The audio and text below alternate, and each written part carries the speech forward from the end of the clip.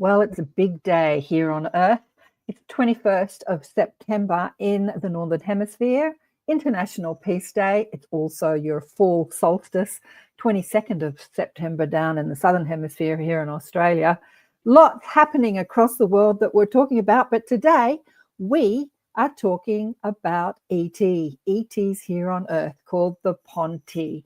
And I have the fabulous Sue and Kevin joining me on the United Public Radio Network. Stay tuned. You got to accentuate the positive. Wow, I feel good. A little bit of feel good goes a long way.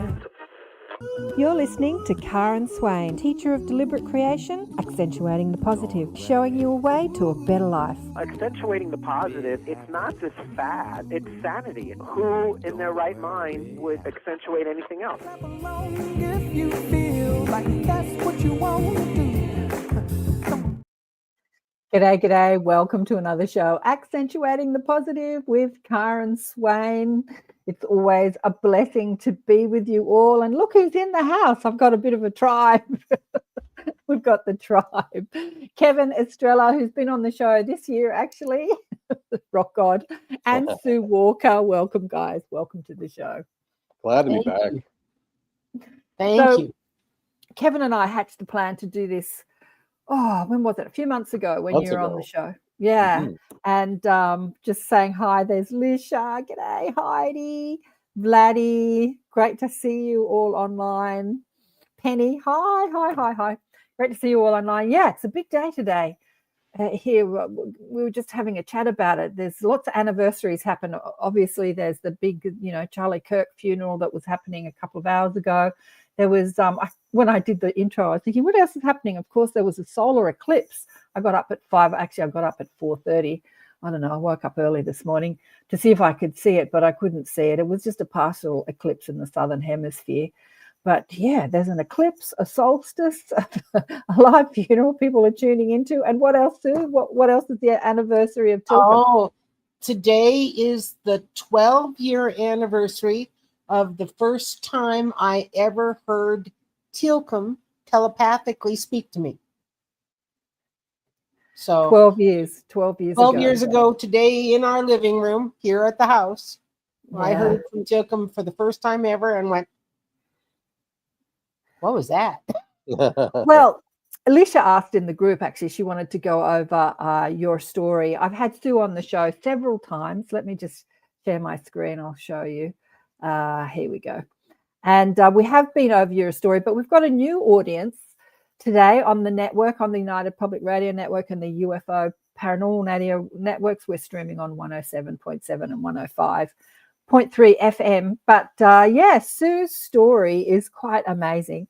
But this is on my website, inviting ET telepathic communication with a group of humanoid grey beings who call themselves the Ponti. And I'll tell you, well, Sue can tell you why they call themselves the Ponti.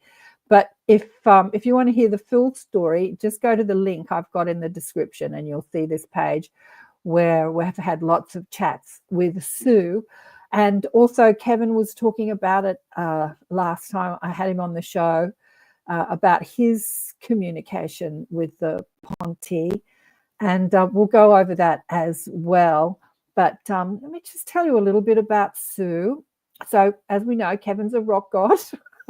As the band. As the band. Oh God, I've forgotten the name of the band now. Something on Mars. What is it? Pyramids on Mars. Pyramids on Mars. Or sometimes they like to call it Kermit on Mars. Kermit. Kermit on Mars. And Sue's been known as an international clairvoyant and psychic medium for over 3 decades, probably about 4 decades now, isn't it? And has been featured, almost, on national and international television, assisting people. And and then you met Otter, and you went and visited him in New Mexico, and everything changed. Do you want to just tell us briefly what happened? Before I met Otter, I'd been an experiencer from the time I was about 3.5 or 4 years old. Wow. And I had an intense amount of experiences in 1998 to 2001. And so many ships leaving from my backyard that I forgot how many there were. And I would dress in warm pajamas just so that in the wintertime, if I woke up out in the backyard, I'd at least have something warm that I was wearing. But I begged whoever was in the ships to please just talk to me. And they didn't. And I just was frustrated with that. It wasn't until I got down to New Mexico to visit Otter's house for the first time ever here in the Albuquerque area. And I'd been here 10 days, and we were watching television in the living room, and a voice started talking that I had never heard before. Long story short, the voice was coming from under the Sandia Mountain, and 2 months later, I asked this voice what its real name was and where home was. And that's the first time Commander Tilcomb gave me his name and introduced himself as somebody from the planet Ponti, orbiting the further of the two stars of Zeta Reticuli. And that started an incredible conversation for a year and a half with Tilcomb. We just talked to him about all kinds of things. And then he started introducing himself, his staff under the Sandia Mountain, to us as well. And those staff members dictated a telepathy manual for us. They began visiting other people that they met on Twitter. They asked for a Twitter account to be open so that they could teach. They asked me to start drawing so that I could illustrate for the public what they looked like and how much they were like us. So that was kind of how it started back 12 years ago. So you say how much they're like us. Are they us in the future? Like, did they used to look like us once upon a time in their history, or not? You're thinking about that. Like this body? No, not really. Have they always had the larger eyes and have they been nocturnal as a historic peoples through the millennia? Their culture goes back farther than ours does. We only have a short period of history that we know of. Their history goes back much farther, and their culture has risen and fallen just like ours has. And so there are a number of nations that have the large head and the dark, large eyes and the slender bodies in that area of the galaxy. And several of them are related to each other. Mm-hmm. And so there is quite a history there. The Ponti have been on our planet studying us. 136,000 years. Yes, 36,000 years. Mm-hmm. I know they've been in the mountain facility for 15,000, 16,000 maybe, but somewhere around the changes brought about by the end of the last ice age. They said that their history on Earth goes back 136,000. I think you're right. I think I've got that wrong. But the 136,000, they did tell us that they had history of Earth humans that went back farther than that, but it came from other nations' records, not their own. And so 136,000 years. So they weren't here before humans, because I know that our legacy scientists say that humans haven't been here that long, but other history said we've been here much longer. Yeah. We're the fourth age of man to be able to leave our own atmosphere and go out into outer space.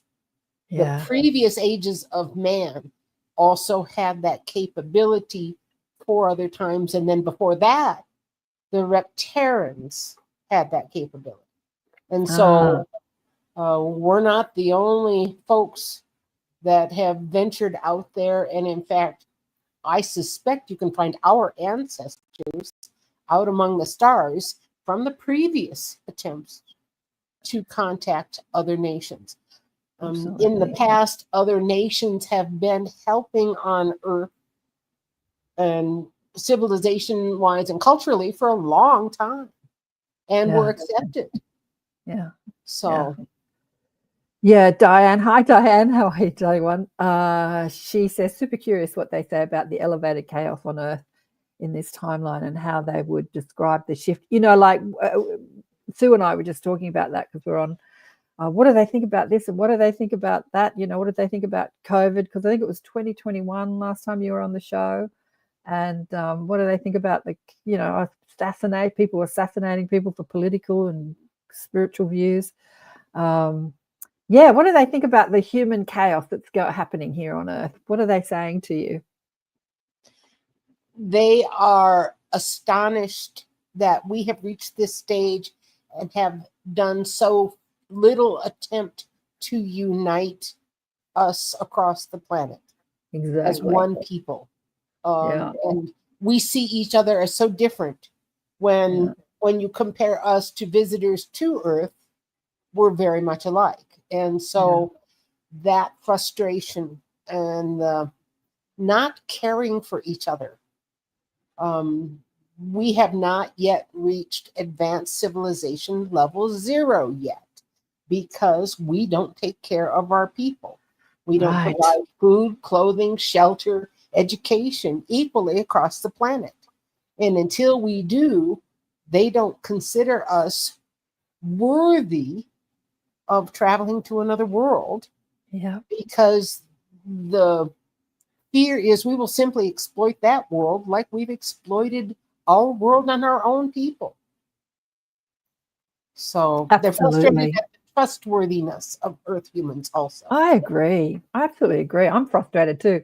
You know, we talk about all this disclosure. There's so much disclosure happening here on Earth, you know, and I think to myself that collectively humans just aren't ready to be a part of the cosmos. Yeah. The other thing that Some of us frustrates are. me is that so many of these UFO researchers and whistleblowers, the only thing that they care about and the only thing they ever talk about is the technology and getting their Yeah. hands on the technology.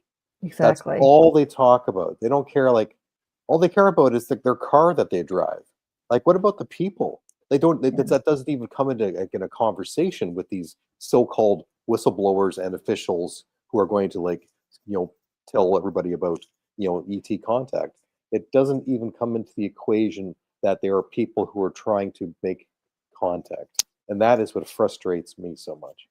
Yeah, It's all about absolutely. what car they drive. Yeah. Penny says, hi, Sue and Karen. Love the way you spell my name. It's hilarious. Kevin, do the Ponti enjoy company of the Sasquatch people that you are in contact with too? Love you, says Penny. Very much. The Ponti and the Sasquatch nations around the planet recognize that they have a similar sense of humor. They have a similar philosophy of caring for your people and the world around you. And the Sasquatch are all about keeping it simple. And the Ponti and the Sasquatch, in fact, our friend Radar knows a number of the Sasquatch that are clan members of the fellow you see on the screen right now. He's a New Mexico Sasquatch person from the Valles Caldera, which is an extinct supervolcano. We got to go there 2 years ago. Yes. Kevin was just there. Yeah, in fact, Sue and I, we went on a trip there. It was so awesome. My mug says Valles Caldera on it. How cool is that? So it's, yep, there you go. So anyway, the Sasquatch are here in New Mexico. We're at the southern end of the Rocky Mountain chain. And so in our area, because of the volcanic activity in our state, there are lots and lots of old lava tubes.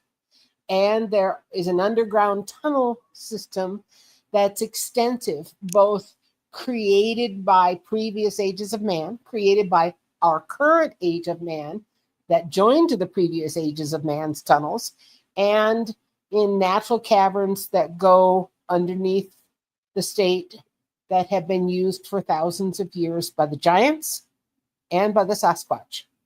And so Amazing. there's a lot that goes on underground in this state, more than most states. Yeah. You should also mention that the information station, because of the size of it, was actually because it's 2 miles underneath the Sandia Mountains, and everything is extra large, extra doors, larger stairs, because Wow. it was giants who used to live under there. Wow. That's fascinating. The Zuni, we've had a friend who was on a television show called Ancient Aliens frequently. Is an indigenous gentleman who's passed now by the name of Clifford Mahuti. And Clifford told us that the Sandia Mountain area, the translation in Zuni is the place where the Anun used to live. And I said Anun as in Anunnaki. And he said, he indicated that that was a possibility, especially if they were taller than usual. And so we do know that there were a number of red-headed giants in this state and in areas, and bones and skeletons have been found here that are in that 11 to 12 foot tall range. And then very quickly confiscated and taken. And it's a big story online. A lot of people say that it's, you know, conspiracy theories or crazy people, but there's masses of, you know, if you put in giants into something like YouTube, there are just so many people talking about it. But the mainstream science says it wasn't possible. But if people are talking about it, then it's happened, right? I mean, all these people talking about it. Something is going on when you hear the same story across several continents. Exactly. And Penny says, love Clifford. Yeah, I remember years ago, Sue, you asked me to put Clifford on the show. And I said, oh, yeah, that's a great idea. And I just didn't get around to it. And then he left his body. So we'll have to put him on the show psychically, which I often do. But I want to get into how you guys... I had one comment I wanted to make about, we talk about the giants and we talk about the Sandia Mountain Information Station. I have one memory that I was allowed to remember of when I was picked up and taken to the Sandia Mountain. And what I remember was, I think it had to be in the hangar bay. And a whole bunch of us and our friend Wookie, he was with me because I remember hearing his voice, him laughing. I also remember UFO researcher Grant Cameron was here, and we were walking up these steps, and these steps were quite high. We had to like crawl over top of them, these steps. They were going up to this top of this hill, so to speak. And I remember Grant Cameron actually almost lost footing, and we had to catch him because he was going to fall backwards. But I remember when we finally almost got to the top of the mountain, there were two Ponti. It was Tilcum and Radar. And Radar jumped up on the top, and he's going like this. Like if he has a Gatling gun shooting us all down off the top of it. and everybody is just laughing. That was one thing they allowed me to remember, but I remember these like tall steps going up towards his top. So I just thought I'd share that with you. It's a funny story. That is a funny story. That's all I remember. We've been talking about, you know, contacting ET and what they're here to teach us. And Kevin, you were saying that a lot of people in that ufology tribe across the world only talk about their technology and their ships and stuff like that. And Lisha said here that she wanted to know where's that thing? I meant your story related to your abilities. And I think one of the things that they're teaching us, like you put out the telepathic primer, is those abilities, like to tune into our own abilities so that we can see them psychically, see that, you know, be in a different dimension, expand our field, because I think that they have the ability to cross dimensions. They're physical, but they're also astral or subtle at the same time. Like when you say you see them, a lot of people, if they're standing before us, a lot of people won't perceive them through their physical eyes, right? They won't see a physical being. But if you have a psychic sight, like if you have expanded telepathic or psychic abilities, you can perceive their subtle energy form. Yes. Is that right? Both. Yeah. Both. But they can be, yeah, go on. Yeah, we have seen them physically in our living room, in our hallway, in our kitchen, in our garage, pretending to drive with one of our cars. We have touched them, held their hands, watched their glass pads, information storage devices turn on, turn off, sat with them and conversed with and had other people visiting us see them move across the room in that invisible shimmer format. In fact, I think one of the first times Kevin came to visit us, he noticed finally that Radar was standing across the room. He was kind of hiding or ducking behind a chair because I was talking to Sue, looking at her, and there was like we could see like a reflection in the glass, and every once in a while, both her and I were kind of like our eyes kind of like darted to one side of the room. We weren't really consciously paying attention of it, but after the third time, I realized that Sue and I were seeing something in our peripheral vision, and then I said, "Is there somebody here?" And then Otter pipes up, "Radar's been here for 15 minutes."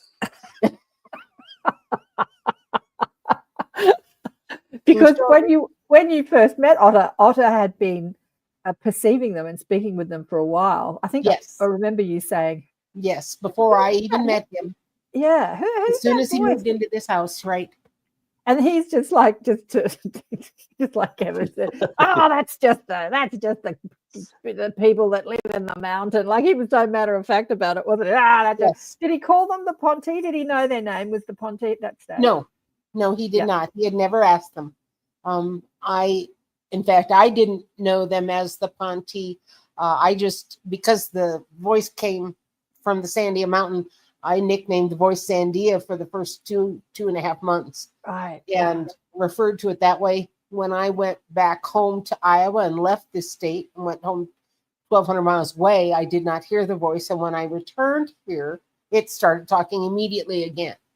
And so we learned an awful lot about the Ponti in that first year and a half talking to Teal'c, and that's when he explained to us why they were here, and also talked to us about what they were observing us for and some of their concerns. And it was Teal'c who, after I'd been talking to him for a year, started teaching me about the archaeoplanetography, the images in the landscape, and how to understand them, and teaching me that science and study.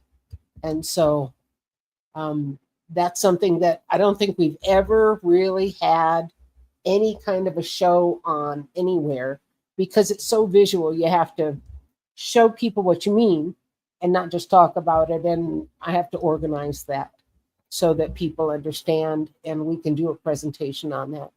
That'd be great. If you go to your YouTube site, it's called, what's it called? Sandia? At Sandia Wisdom. At Sandia Wisdom on YouTube. You can see the videos of Sue drawing over the land. Are they directing you and you're drawing? Yes. I think that you did Australia. You did like an indigenous looking chap over the land of Australia. Yeah. We've seen a number of images that also encompass the ocean floor and connect with Australia or utilize Australia. I saw another image that was echoed in the Gabarngung rock shelter up in north central Australia by the coastline, and did a video on that as well, because I found an image in the landscape that echoed an image in the ceiling of the rock shelter. So I thought there's lots of questions online here. Alicia wanted to know, do you ever have conversations with Sasquatch? I think you do. Yeah, absolutely. We'll get into that later. And Kristen, hey, Kristen, she's here. I've seen Sasquatch with my open eyes, and they had a shimmery, wobbly energy signature. Ooh, cool. I want to ask you, I can't get to all these questions. I want to ask you about when they do appear, and you said that I think you mean you and Otter, have seen them physical, held their hand and touched their like little sort of glass iPad things that they use, their technology. How do they transport themselves from their information station, which is under the mountain there in the Sandia Mountain, to your house, which is how many miles away? Like, not quite 10. And okay, so, but how do they teleport? How are they doing that? The If question they're is how they do it. How they Yeah. do it with me, right. because they same show way. up here. They show up here weekly. They're here every week. Yes. Do they I- teleport? Are they don't teleporting? know. How It's are on they the doing ship. that? They have a regular run. So they would bring a cloaked ship over our way from the mountain and drop off some crew. And then And how later, do when they drop off the crew? Do they beam down from the ship again? they can do it one of two ways. If there's a place to land, they can land and the ship will actually create an opening for them to come out. And they will exit the ship and come through the wall of our house, dissolve the wall, come through the wall. Yeah. And they can do that in our front entryway. They can do that in one of the bathrooms. It's one end of the house or the other. But they can also do that in a garage. But they can go through walls and through objects. But usually when they get dropped off, they get dropped off from a ship and don't teleport all the way from the Sandia Mountain. The same thing with Kevin up in Toronto. They make the Toronto run and head up into his area with people that want to visit him because he's given permission for his home to be visited by trainees so that they have a place where they can make first-time mistakes visiting an Earth human home. And our home is the same way. We have other people who are regularly visited by the Ponti who have also given permission for trainees to come to their homes. And they tell us all kinds of stories. But when they want to leave, they let the ship pilot know that they're going to go. And through the wall they go again and to the ship. A tube can come down from the bottom of the ship to an area on the ceiling of the house or on the outside of the house, and then they can come in that way. We do know that exists as well. So Sue, they're actually always taking a ship over yes, my place? They are? Yes. Okay. Well, this place is busy as heck. I mean, they're here Yes. all the time. So you said, Kevin, they come every week. Do they come the same time every week, or? Usually they know when I'm playing my PS4, and within about 5 or 10 minutes, they're like bumping the back of the couch, like, "Hey, dude, we're here." They just want to get in with the game, you know. And But can they? I guess that they can come a few different ways. Can they project their consciousness over, or like be in an astral form? I mean, if they're coming, sorry, go on. I don't know, because like Yeah. I don't see them, but they will bump the back of the couch and they'll let me know that they're there. Sometimes they'll even tap me on my shoulder, but most of the time it's just like a kick in the back of the couch. Yeah. So if they're only speaking with you telepathically, they don't have to leave the mountain to do that. Yeah. If they are wanting to pick things up, touch you, bump the back of the couch, all of those are indications that they are physically present. Right. Does that make sense? Okay. Yeah, it does. And so when they're physically present, I was talking about this with Penelope. Was it on the last show? Well, I don't know. Last show or the show before, we were talking about who's an animal communicator. She's known for being an animal communicator, but once you've got telepathic abilities, you can talk with anyone and everything. So we were talking about Sasquatch as well, but I've lost my train of thought. Right. Yeah. We were talking about Sasquatch, and we're talking about their ability to be interdimensional, to be able to adjust their frequency so that they can appear physical to the cones and rods in our physical eyes, and then to adjust the frequency so that they become invisible to the cones and rods in our physical eyes. They're still there. It's just that we can't perceive them. So do the Ponti have that same ability that they can adjust their frequency so that they can move in and out of the visible spectrum of our physical eyes? All right. And here's where I know that some of their invisibility and cloaking is using a device. Okay. And I know that in order to dissolve a wall, to enter into one of our homes, there is a device used. They're not just phasing in and phasing out innately. Does that make sense? Yep. But is there, with training, an ability for them to phase in and phase out of our dimension? That I don't know.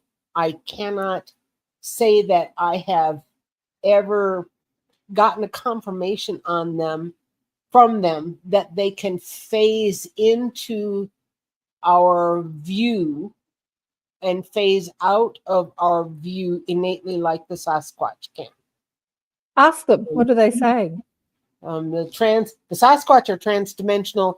I don't know if all of the Sasquatch nations are, because there are several different subspecies. We'll put it that way.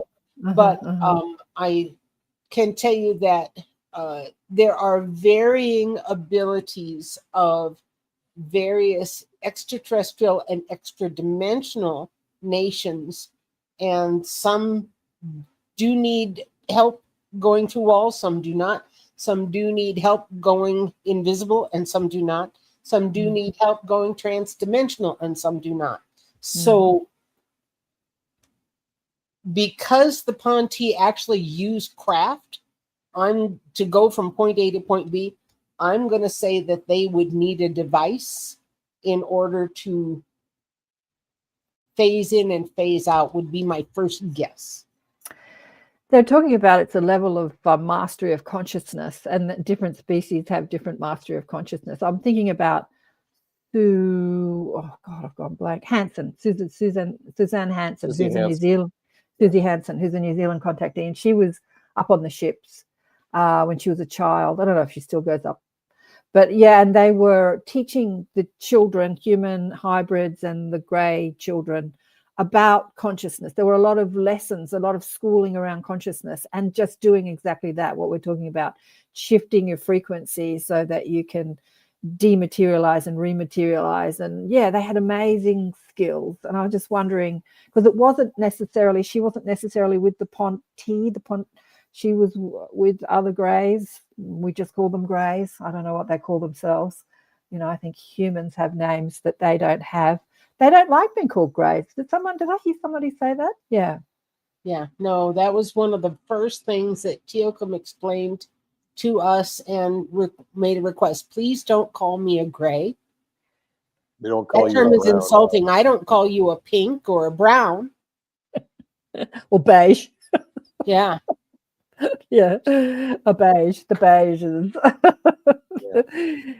But with you, Kevin, your abilities since how did this, I think, well, we discussed that on the show, but have your telepathic and psychic abilities expanded since you've had contact with them? Oh my God. Holy cow. Where do I start with that?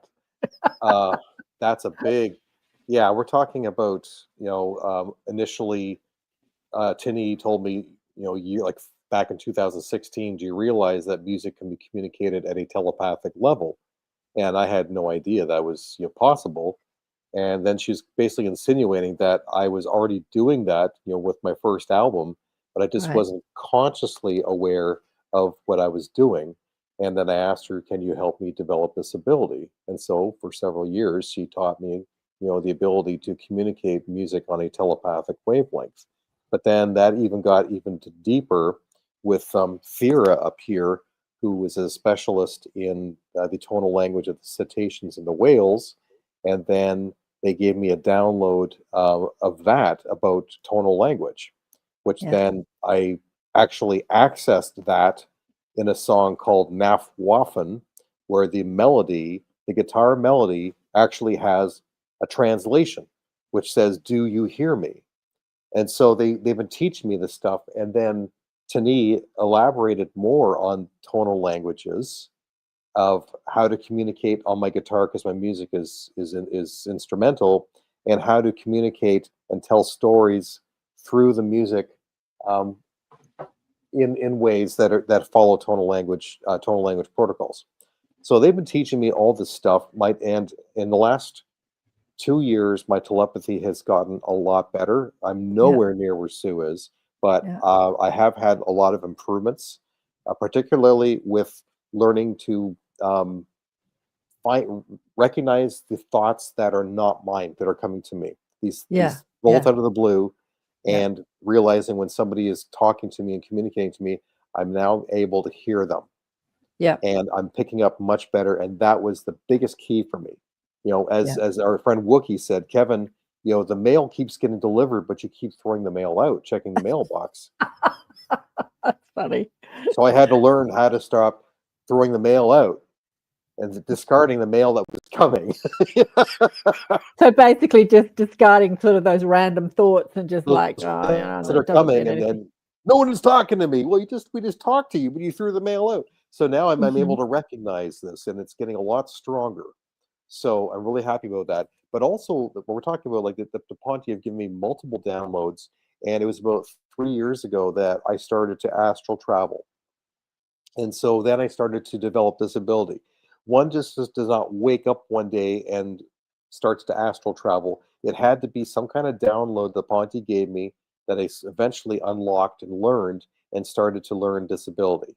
And then I started having multiple meetings with many different star nations in the astral world, and learning about really getting out of my physical body. So it's been absolutely amazing, the abilities that I've been learning, that they've been teaching me, because I want to be a student and I want to learn from them. It's just a matter of asking. There's so much that they can teach us. I can't wait until we have this sort of thing taught in every school, like where telepathic and psychic ability is the it's going to be like Harry Potter, man. Absolutely. I have to say that I've noticed my abilities are just getting stronger and stronger the older I get too. I mean, as I said, I've just done a couple of shows like channeling Charlie Kirk, and I didn't even reach out to channel him. I just had questions like, who is he? What was his message? Like, my curiosity just summons the information, just comes. And when he came, I didn't think I was talking to him, that personality that was in that body called Charlie Kirk. And my guides came through and said, why are you doubting this? Like, they're constantly teaching me. They've been constantly teaching me my whole life. But yeah, it's amazing what we can do. It's amazing what we can do when we give ourselves permission to do it. And with you, Sue, as a psychic, did you hit the ground running? Like, were you just always open and psychic, or was there a time where you developed it? How did that I learned very early on that the things that I'd been seeing my whole life had a high degree of accuracy. Right. And didn't know what to do with it until my friends kicked me in the seat of the pants and said, you need to do this for a living. You're better than the people we go pay to see.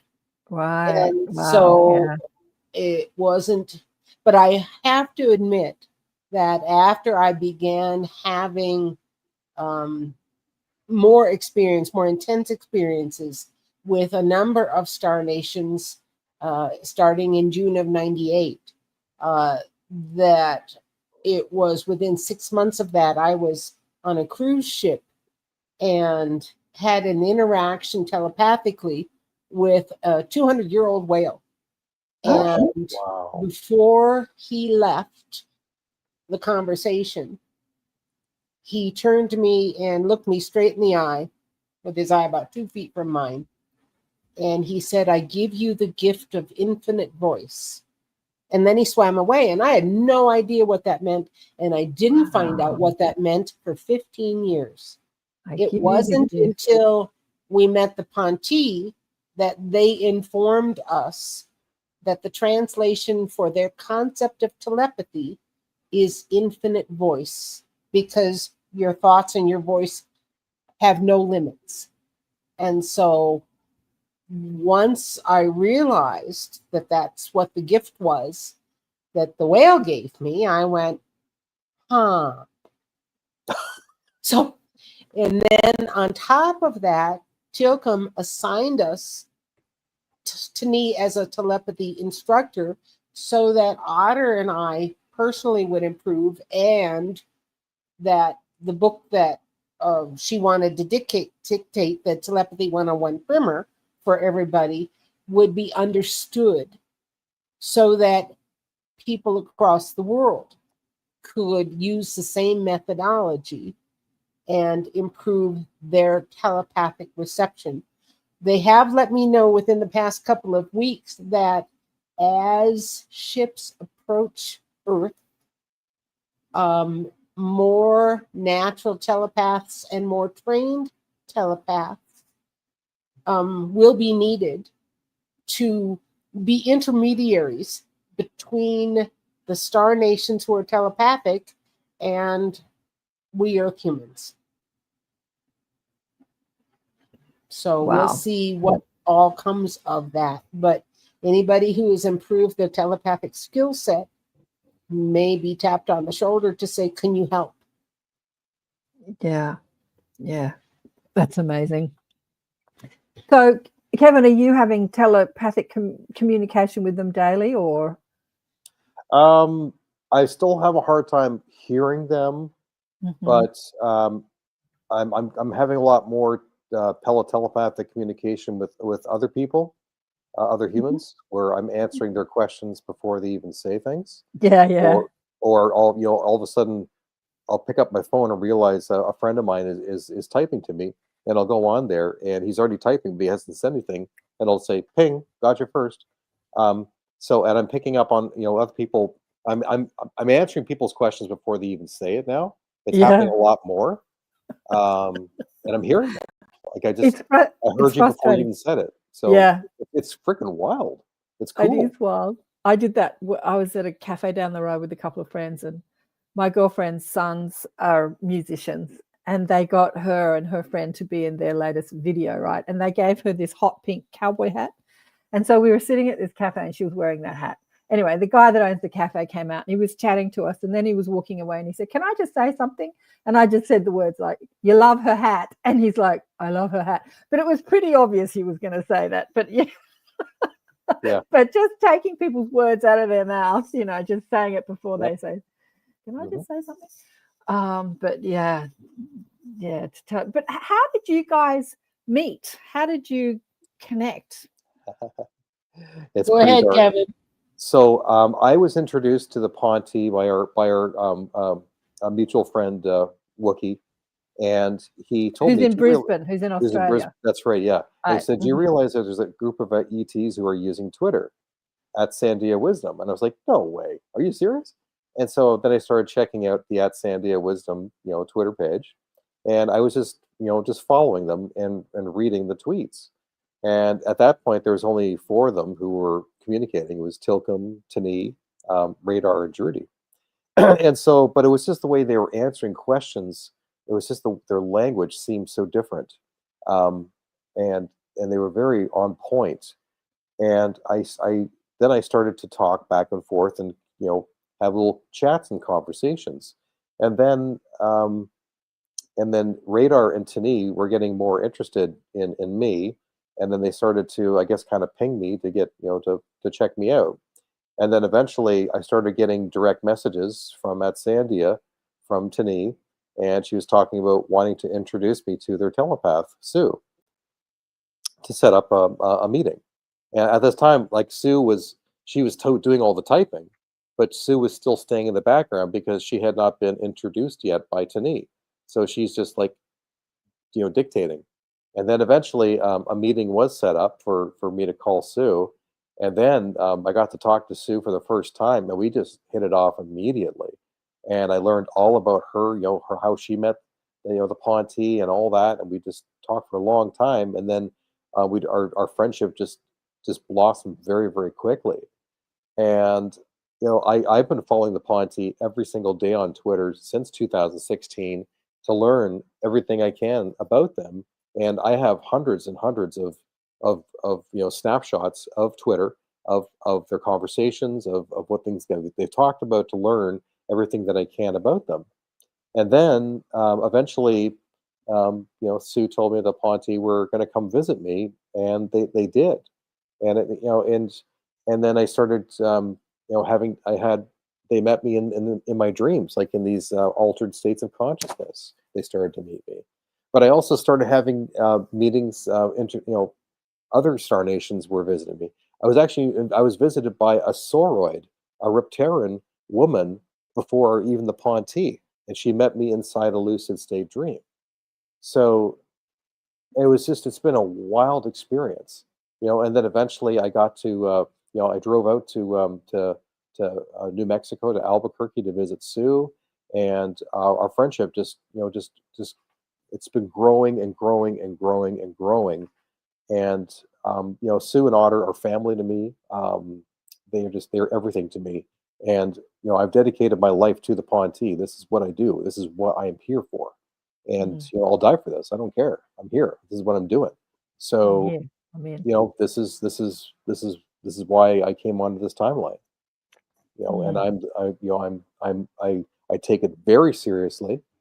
And Tani, she is a hard teacher, but she has been a great. She's kept me on the straight and narrow. I've gotten into shit by her, but it keeps me on the fine line so that I am doing the right job and doing things properly. And Tani's given Sue shit as well. You can ask her about it. She's a hard taskmaster, is she? Tani? Yes. She's a hard teacher. Have they ever spoken to you? That's her right there. She's looking at me right now. Have they ever spoken to you about disclosure when this becomes sort of normal for people, when we do have classrooms and they're teaching us about our psychic abilities? Like, have they sort of put a timeline on that when this becomes, we're not called crazy anymore, or even psychic people are not called crazy anymore and making it up and all that sort of stuff? The timeline that we are aware of, the original timeline was 2021, and that changed when the Federation changed the stipulation. But we have heard several things from the Ponti, and they have kind of a window of time between now and about 2040 where they expect our sun to give us enough problems that we may lose, we have a potential to lose our electrical grids and our satellites, and put our first world nations back a number of decades, if not centuries. It would not be a quick fix if our electrical grid went down because of problems caused by the sun. And so that window of time is 15 years. However, the ships that are entering our solar system from outside the solar system and approaching Earth are there. We have a number of envoy ships on our way to Earth, very slowly, very carefully, as well as hospital ships and other ships outside of Neptune's orbit and in the moons of some of the gas giants, in order to be prepared for the changes that our sun is going to go through and the potential devastation it could mean for the population of Earth humans and the population of other sentient beings on Earth right now. So the last time we had a huge disaster, 7 separate star nations were immediately here to help. And those same star nations are here already again, knowing that at any point in time, our sun could sneeze in a bad way, send plasma our way and a huge CME, and you and I wouldn't be able to talk on the internet anymore. Yeah. It's been predicted by many people. I even had some guy on the show years ago who's a scientist. He'd had an NDE, but I don't think he was too much into sort of ET contact. He might be now. But I remember talking about that, and he said, yeah, in the scientific community, they all talk about that, the sun. It's not just sort of an esoteric, prediction, channeling type of thing, because a lot of people are talking about it. Dolly, talks about it from the light gate. Yeah, that the sun is going to do something crazy. So that pushed back the timeline of disclosure, basically. It pushed it back just a hair, but everybody that has come to help our planet is arriving with assistance, although the Ponti have said to us point blank, there is absolutely no way for the star nations that are coming to help to rescue almost 8 billion of us. There is no way. We have to understand how to make ourselves safer and where to go to do that. And underground is the safest place when the sun is sneezing flotsam and jetsam in our general direction. It's not going to be good, and it's not going to be safe when our magnetosphere takes such a hit. Even now, I don't know about where you are in Australia, but here, our UV index after about 11 in the morning gets dangerous to be outside now on a regular basis. And so we spend a lot of time. I have a huge backyard garden. Kevin can attest to how much work we put back in the garden. And we cannot be outside in full sun working after about 11 because it's dangerous for our skin. Skin cancer in this state is a huge problem. And we live at a mile-high altitude in the thin air with almost no humidity. Yeah. I'd love to talk to you about 3i Atlas too, but I'm just going to do a station ID break. You got to act. Wrong one. You're listening to ATP Media, Awakening and Expanding Consciousness with Karen Swain on the United Public Radio Network and the UFO Paranormal Radio Network on 107.7 FM and 105.3 FM. Syndicated radio hitting about 120 countries and streaming on 8 platforms. And my guests today are Sue Walker and Kevin Estrella, and we're talking ET today. We're talking about the humanoid, what we call, they said, don't call us greys that are called the Ponti from Pontel, which is a planet in the Zeta Reticuli constellation. Is that right? Mm-hmm. And they are living on Earth, and they have information stations all over the world, don't they? They have them, one in the Sandia Mountain, which is near Sue. And they have them here in Australia as well, I think, don't they? You have an underwater facility in the Tasman Sea. And so the Tasman Sea base would be the local facility. Other than that, Myanmar has a physical facility like the Sandia Station in the mountains. Tasman Sea is where where Thera is based. Yes. She went down she did a tour through the Sandia Mountain Station and then went to settle in the Tasman Sea base. So Thera is there.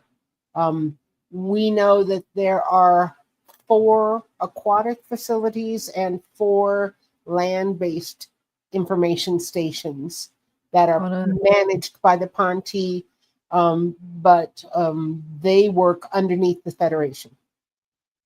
Okay, fascinating. I want to talk about the Mer people too. I've just watched a show on Disney called Sirens. I started watching it a few years ago and couldn't get through it, and then I sort of persisted, and it's sticking to my brain. It's all about mermaids, and the way that they've depicted the mermaids, the mer people. But what are they saying? Yes, there are several species of merfolk, Duty says. Yeah, I guess that it. Mm-hmm. There are a number of sentient aquatics, more than just cetaceans and whales and dolphins. Octopus would be considered sentient.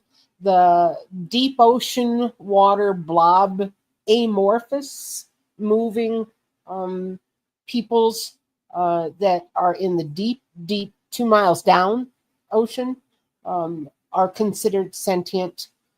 They speak with a light language because their skin lights up in patterns.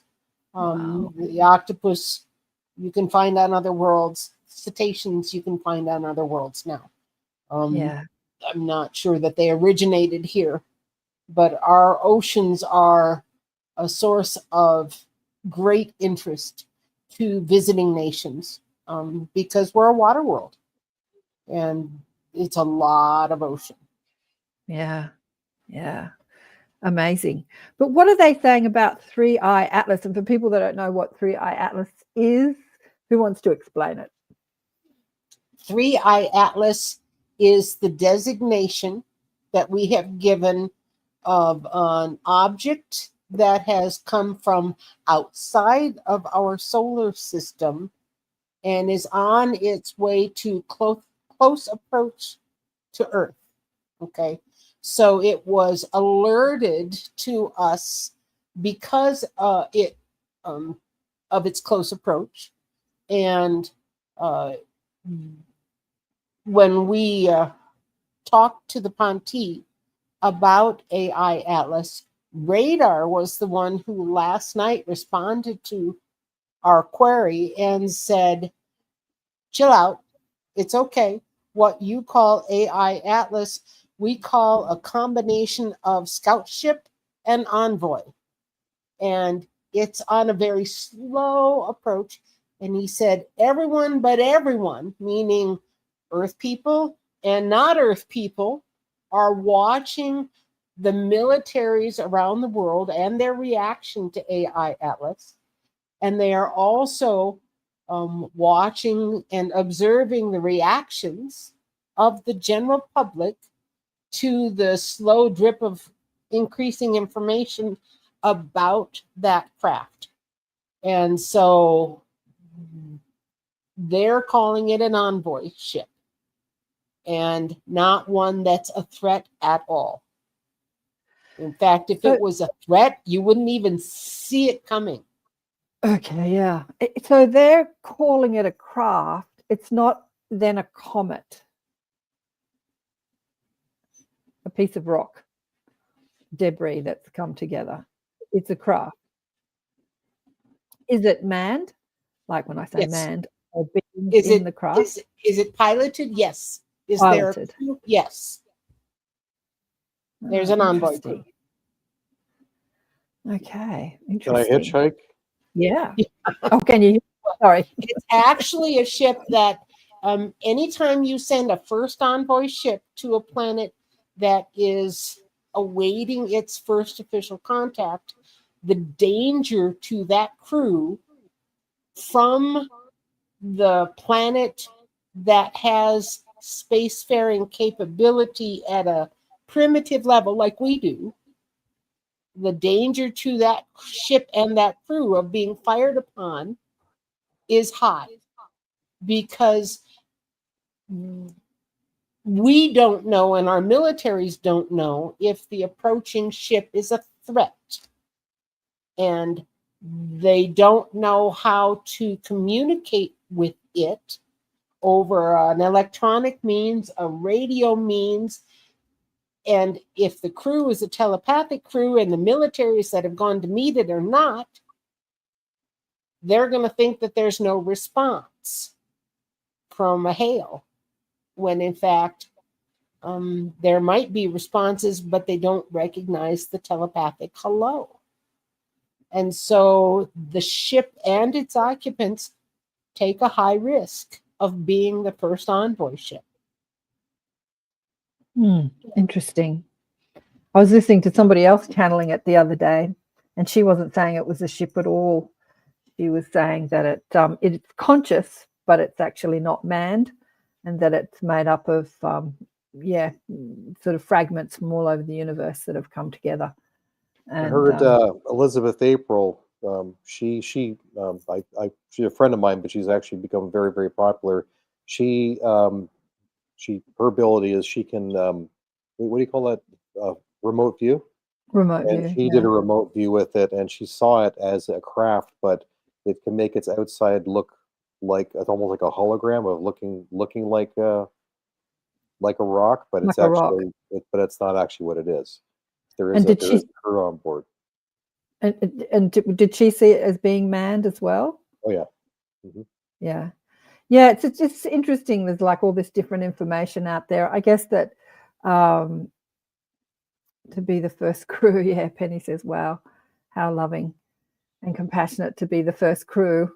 I don't know if they're the first crew, but it's definitely the first crew that we can perceive with our physical eye. Like it's there, scientists have picked it up, it's coming, it's not cloaked in any way, it's not invisible like a lot of the craft can do. So yeah, and everyone's talking about it all over the internet and all over the world. Scientists are talking about it, channelers are talking about it, spiritual people are talking about it. Yeah, so but are they talking about it on the mainstream media? That's the mainstream news. That's the question. Are they actually talking about it? Yeah, I think they are. I don't know. Maybe, yeah, I think they are. I don't watch a lot of mainstream news, but yeah. But it's the problem definitely being is talked about. different countries are being fed different pieces of information, and it's hard for people to sort out, does it leave a comet trail? Does it not leave a comet trail? Is it slowing down? Is it not slowing down? Is it changing course? Is it not changing course?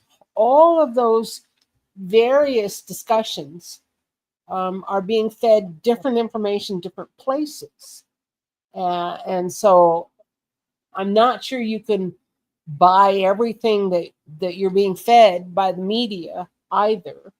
And the honest to God telltale truth is, as it gets closer, you'll know more. But I tell you what, if they can take pictures of solar systems light years away and tell habitable planets, the Webb telescope can take pictures of Atlas with a greater amount of precision than what they're releasing to the public right now. Really? And the United States has an official space force for how long now?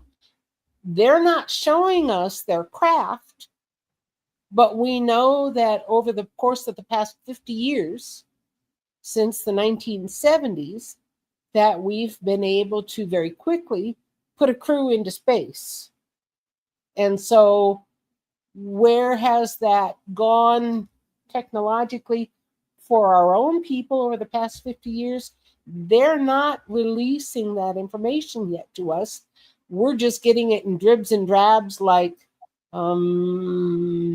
people with telescopes seeing craft, plural, in formation going around the moon. And if they're flying in a formation that's real similar to the U.S. Air Force formation training, why is that? Yeah. Buddy wants to know, what was the human name of the convoy ship? What did they call it? AI Atlas. Oh, that's what we call it. But what do the Ponti call it? They just called it a combination of an envoy and a scout ship. They didn't name it. Didn't want to confuse people with more than one thing at a time. I think radar was more about telling people that they shouldn't freak out than about the people or the crew or the pilots or whoever. But I think that there's a lot more going on that we are not being told. Always. That's why we have to develop our own intuition and telepathic ability. I have not tuned into it. I've been fascinated just looking at what people are saying online but I haven't tuned into it. I haven't really asked even what it is, but I just see a lot of people talking about it. What fascinates me are the mer people. I want to go more into the mer people. Yeah. So, there are several species. are they living some here that are on native. Earth? Yes. Several species. The Zetas have a form of aquatic variation, but they also have other sentient aquatics come from various worlds to interact with our sentient aquatics. And some of those would be considered merfolk. And some of those are so borderline, it's hard to be able to say, if they have a tail and arms and a torso and hands and hair, then the hair, I guess, is questionable, but a body configuration that looks humanoid from the waist up and fish from the waist down, there are at least 5 different sorts here. Here on Earth. Because these are the beings that, I mean, Sasquatch has been photographed so many times. Obviously, there's many legends and myths about the mer people, the mermaids, as we call them, but there hasn't been any sort of evidence at all. Like, all the evidence online is all fake stuff. Just all fake stuff. You can tell it's all fake. But, you know, with other things like Sasquatch, there are many real photos of Sasquatch out there, many. And even with ETs, there are many real photos of ETs out there. You can tell what's fake and what. But with the mer people, not. I remember Garnet Schulhauser, who's been on the show many times. His spirit guide takes him around the cosmos and introduces him to all sorts of different things. And he spoke to what he called a mermaid. And he said that they have an even better sense than the Sasquatch of depicting human frequency, and they know how to get out of the way. Like, the Sasquatch have a good sense of depicting us, of feeling us around them and getting out of it, but not as good as the mer people. I can't remember exactly what he said, but this is the reason they haven't been seen or photographed. What did the Ponti say about the mer people?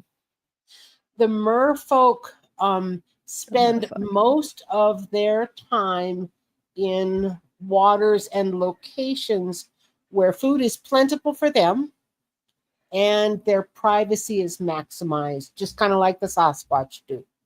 And so there are locations where you will see heavier populations of merfolk that borderline on saltwater, freshwater, like the mouth of the Amazon, or you will see more salt water around the Polynesia areas.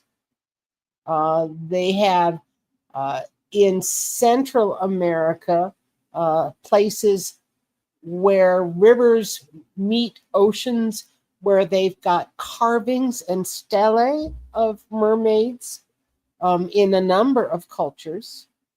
And so the Ponti indicate that the merfolk don't like Earth humans, don't like the noise that we make, don't like the treatment we have of our oceans, don't like the garbage and the dumping and the poisoning of areas. Fukushima. And so all of those things have made the merfolk more bitter about the care or lack thereof regarding their home. And the Sasquatch are likewise. They don't like it very well either, our care for their home. I know, us humans, we got a long way to go. Anything you want to say about that, Kevin?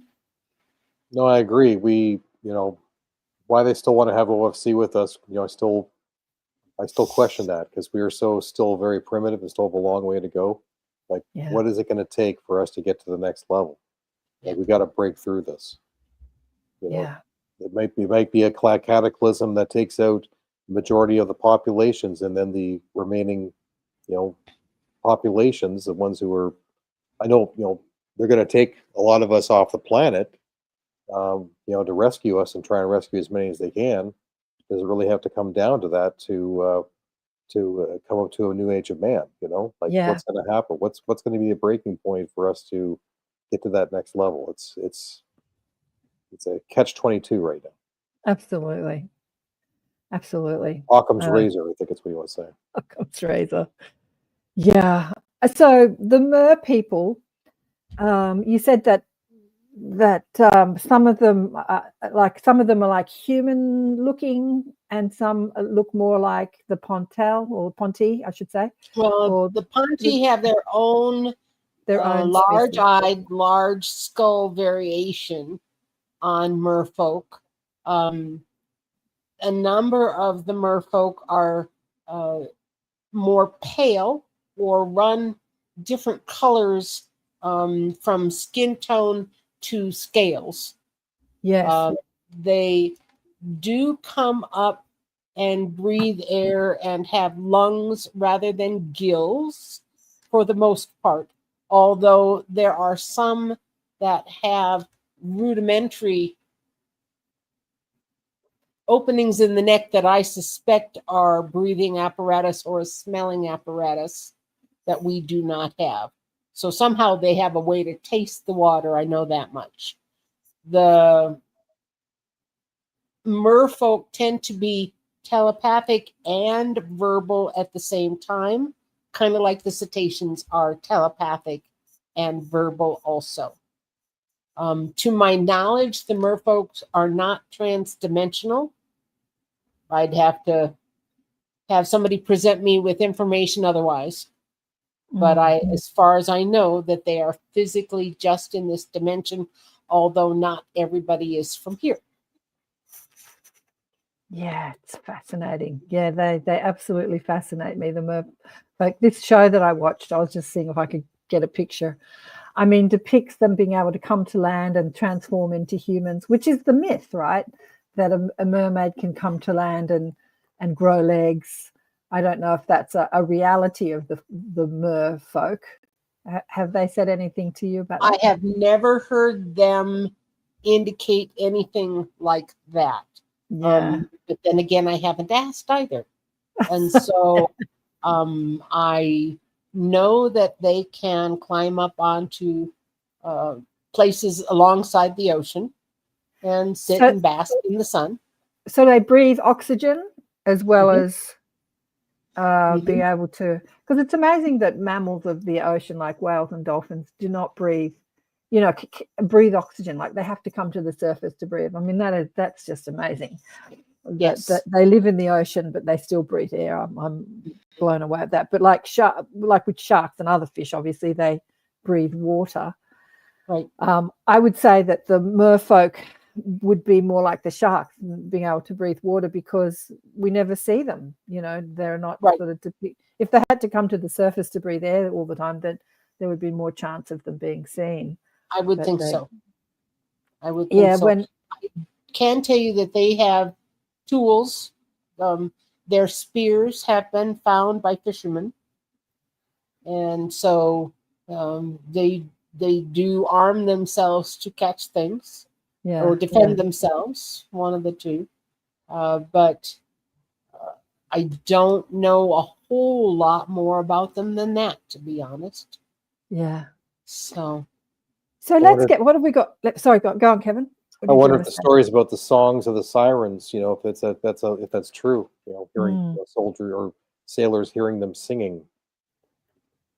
Yeah. The songs are real. The singing is real. The attraction, because most of the voices that are heard by sailors are female, not male voices. Or they ascribe it to female only because of the soprano nature of the voice.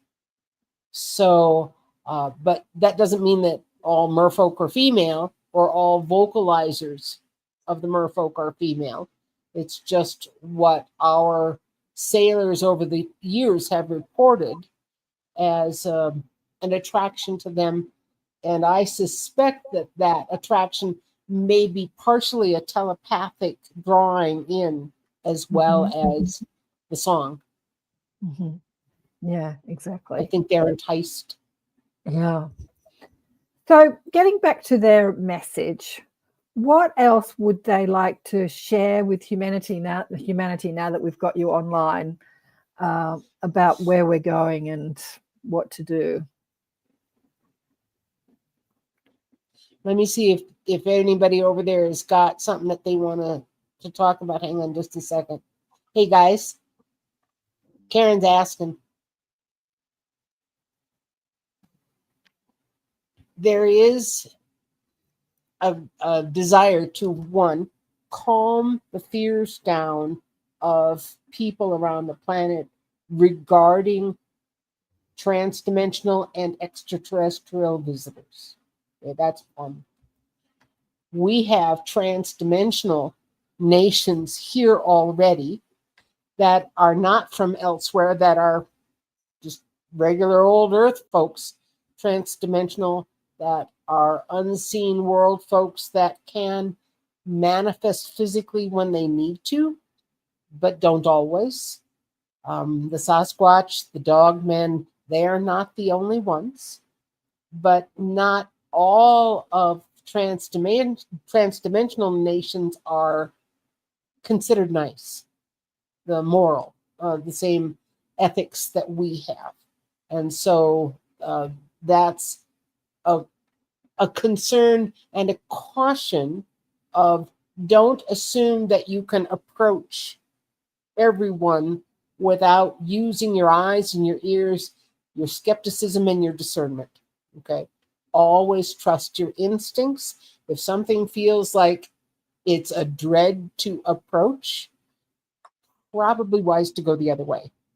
Now, that said, the nations that have historically come to Earth to help, they're saying are already here and will be showing themselves more and more to the Earth human population as we get closer to the official first contact time frame.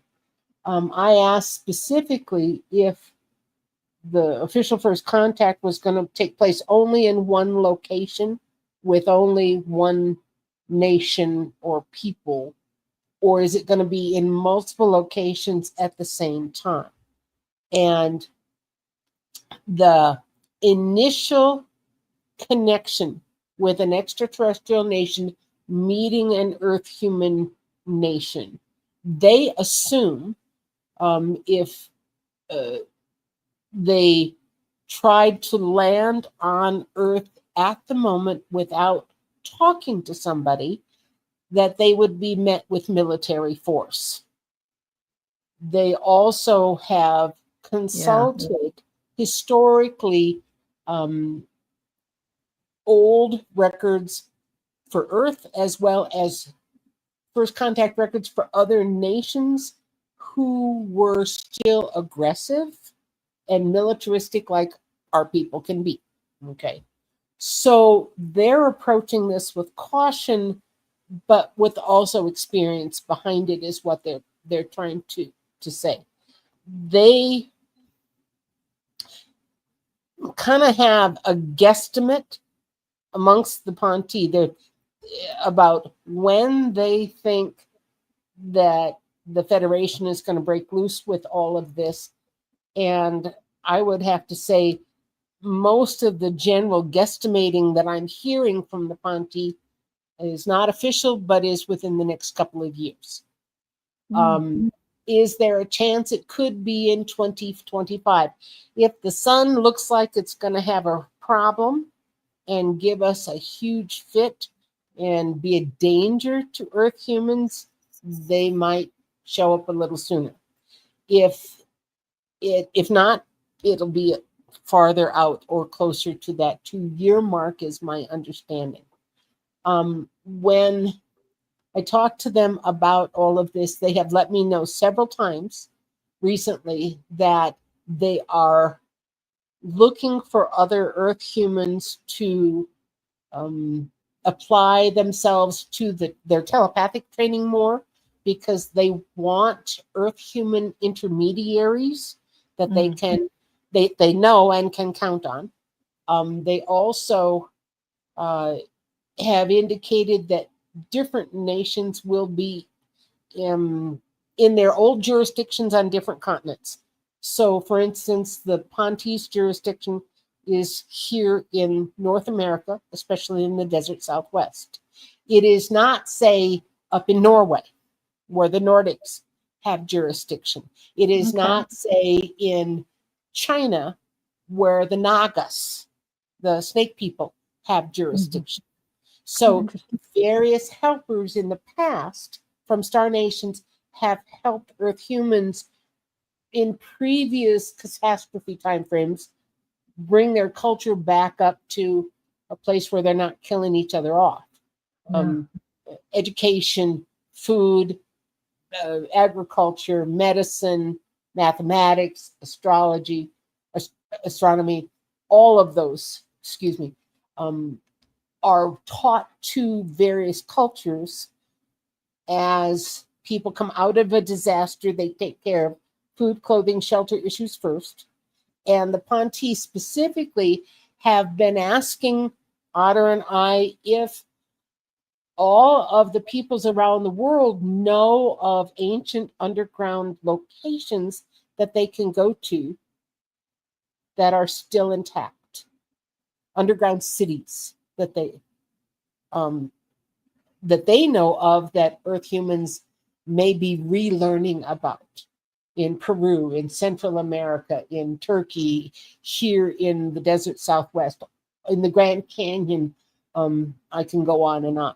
But they are asking Earth humans to have locations that they can go underground and be safe if they needed to quickly.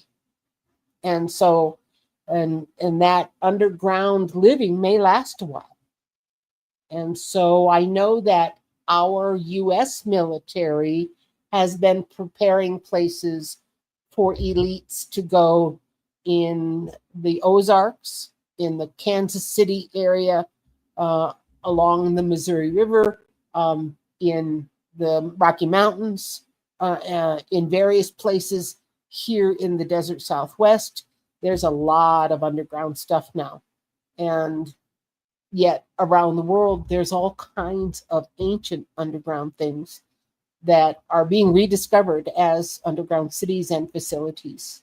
But it would be this to have a plan and know that there is nobody on this planet who can survive all of this solo. You're going to need a group of people. You're going to need a village of people that you trust to do all the things that need to be done for a culture to survive. Now, they've been trying to rescue our cultural things so that our cultures don't get lost in any disaster upcoming. So they've been collecting things for us that they realize have historic and or notoriety and significance. And so, whoa, that's a lot to take in. So Diane wanted to know if they live in the third dimension. I think that that's a yes. And they do, but they can be interdimensional. And Leah and Mish wanted to talk about Three-Eye Atlas. We have talked about it. You must have come to the party late. We did talk about the Three-Eye Atlas, Leah and Mish. And Kevin, what have we got left? We've got about 7 minutes left. You said that you've dedicated your life to them and their message. What do you feel is the message that you're bringing from the Ponti? It's a very simple. They are people just like us. That's as simple as it is. They are people just like us. They have feelings. They all have likes, and they all have things they like to do. Their own pastimes they enjoy doing. They have their own professions. They are so much like us that there is there's not much of a difference, and we're trying to share cultures, for the first time in a public way, and they're trying to make themselves known, but they're afraid too, because it's we're dealing with, they're trying to bridge cultures, and they're afraid of us not knowing what they're thinking, and we're not knowing what they're thinking. We're all trying to come together. So that's what we are trying to do, and that's what Sue and I are trying to do, is to introduce the Ponti culture, who they are, and that's what it's all about. It's not just the Ponti. I mean, there are so many star nations who are visiting me. I've been visited by so many different star nations. In fact, actually, I had a reptilian show up one day, because the reason why was because I asked. I just Yeah. asked, "Can you come visit me?" And he did. Yeah. He was shapeshifted to somebody else, but I could see that he had reptilian eyes. But it was a wonderful experience. I've been visited by, 3 mantis, an Umo who's a human. He showed up physically in my bedroom, glowing like a white, like a light being. And I've also had other star nations, like you can't see her right now, but Flaley up here, who looks like one of the Na'vi from Avatar.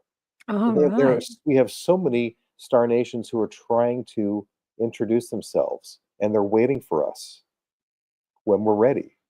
So Yeah. and that's what we're trying to do, is help people to prepare, so we can meet our star nation brothers. They're waiting. Yeah. They want to meet us. Yeah. We're they helping do. people put down their fears, Yeah. because fear of the unknown is the biggest problem that you face when you're meeting a person that looks different from you. Okay. And that occurred when human explorers were mapping our world, and people from Europe were meeting people from Brazil for the first time, or people from China were meeting people from South Africa for the first time, or whatever. If people look different, you really scrutinize them, because you're not sure what to expect.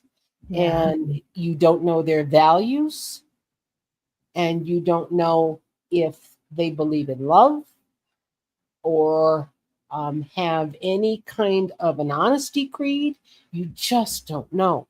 And so we've been translating as accurately as we can for the Ponti since we've met them, so that they culturally can express themselves to Earth humans, so that that fear of the unknown can be replaced with greater understanding. Yeah, beautiful. We've run out of time, guys. It's gone so quickly. I love what you said about there are different species have different jurisdictions on Earth, like the Nordics have what about, we've run out of time. We've got 2 minutes left, but Clifford, I've gone blank on his Walking with the Tall Whites. Not Mahudi, no, the guy, Clifford Charles Stone. Hall. Charles Hall, thank you. Sorry, getting my names mixed up. Charles Hall, Walking with the Tall Whites, because they were in the New Mexican desert too, the Tall Whites, weren't they? Yeah, Wookie and I actually went out there. We went out to Indian Springs, and we photographed the Tic Tacs, the exact ship that he described. So we've seen it Really? firsthand. Yeah. Yeah, wow, cool. Oh, guys, we've run out of time, but I wondered if they had jurisdiction of that area, or if they were just hanging out there, like the Tall Whites. No, they've had jurisdiction here for thousands of years. Who, the Ponti or the Tall Whites? Okay. The Ponti, the Tall Whites are found more in Arizona than they are in New Mexico, but you can still find them. Oh, it was Arizona. I'm getting my geography wrong. That's okay. It's right. Well, guys, it's been amazing. It's been absolutely amazing to have you both on the show. With 1 minute left to go, what do you want? What do the Ponti want people to know? Like, go to the Sandia, the ET on Twitter, and check out their Twitter account. They can find out official first contact, officialfirstcontact.com. You can go there and download the free Telepathy 101 primer and read it and learn how to invite them yourself. And then at Sandia Wisdom on YouTube and Twitter. Yeah, beautiful, beautiful. Develop those telepathic abilities, and talk to them yourself. Don't rely on other people to talk to them. If you want to know the knowledge, develop your own intuition and inner knowledge. You want to have contact? You can have contact if you want it. Just get over your fears. Yep. Yeah. Yeah, beautiful. Thanks so much. And big love to Otter. Somebody asked in the group how Otter was, and I was asking Sue before, so I'll share it within the group rather than online. But thank you guys for all the work that you've been doing. How do I stop this? There we go, stop the screen. And thank you, Kevin, for dedicating your life to this mission as well as to your music. And Sue, thank you so much. It's been so You're great welcome. to have you. Thank you for having us. It's Thanks, always it's always a treat, darling one. And thanks everybody who've been in the chat. I'm sorry I didn't get to all your questions and comments. There were quite a few today, and it's always interesting to navigate people speaking, me talking telepathically and reading all your comments. It's always a multitasking cut. But big love to everybody, and we'll catch you next time. Thanks, guys. Thank you again. Bye, guys. Tick, tick.